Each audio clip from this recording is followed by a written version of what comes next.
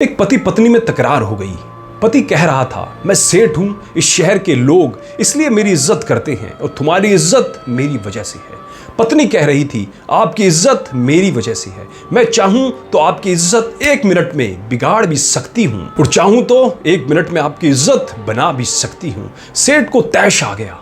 सेठ बोला, ठीक है, दिखाओ मेरी इज्जत खराब करके। बात आई गई हो गई। सेठ के घर शाम को महफिल जमी थी।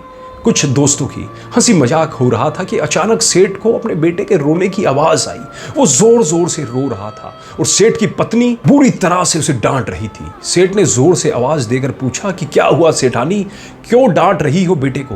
तो सेठानी ने अंदर से कहा कि देखिए ना, आपका बेटा खिचड़ी मांग रहा है और जब भर पेट खा चुका है फिर दोबारा यही मांग रहा है। सेठ ने कहा कि दे दो थोड़ी सी और। सेठानी ने कहा, घर में और भी तो लोग हैं, सारी इसी को कैसे दे दूं? पूरी महफिल शांत हो गई। लोग कानाफूसी करने लगे कि कैसा सेठ है, जरा सी खिचड़ी के लिए इसके घर में झगड़ा होता है। सेठ की पगड़ी उछल गई। सभी लोग चुपचाप उठकर चले गए घर से। अशांति हो रही है देखकर सेठ उठकर अपनी सेठानी के पास आया और बोला कि मैं मान गया, तुमने आज मेरी इज्जत तो उतार दी। लोग भी कैसी कैसी बातें कर रहे थे, अब तुम यही इज्जत वापस ला कर दिखाओ। सेठानी बोली, इसमें कौन सी बड़ी बात है?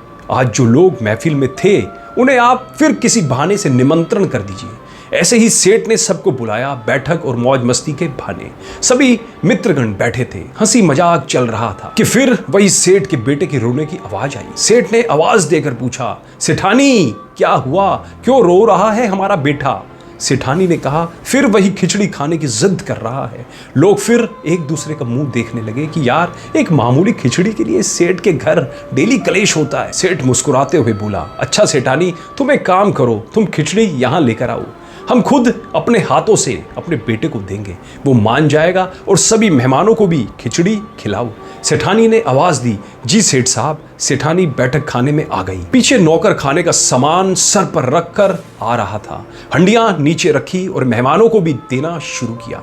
अपने बेटे के साथ सारे सेठ के दोस्त हैरान थे। जो परोसा जा रहा था वो चावल की खिचड़ी तो कतई नहीं थी, उसमें खजूर, पिस्ता, काजू, बादाम, किशमिश, गरी इत्यादि से मिलाकर बनाया हुआ सुस्वादिष्ट व्यंजन था। अब लोग मन ही मन सोच रहे थे कि ये खिचड़ी है, सेठ के घर इसे खिचड़ी बोलते हैं तो मावा मिठाई किसे बोलते होंगे। सेठ की इज्जत को 4 चांद लग गए। लोग सेठ की रईसी की बातें करने लगे। सेठ ने सेठानी के सामने हाथ जोड़े और कहा, मान गया मैं कि घर की औरत इज्जत बना भी सकती है और इज्जत बिगाड़ भी सकती है।